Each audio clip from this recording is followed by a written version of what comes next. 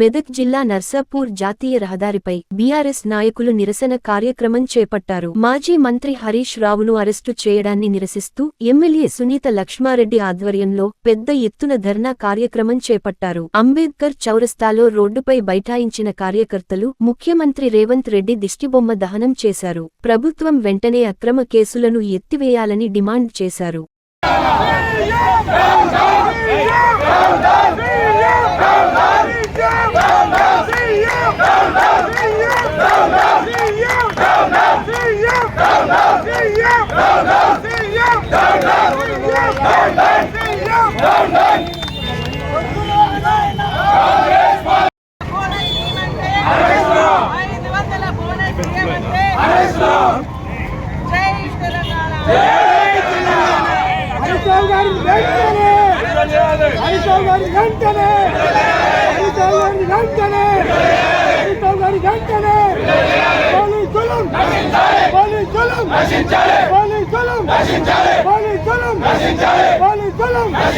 కేసీఆర్ గారి నాయకత్వం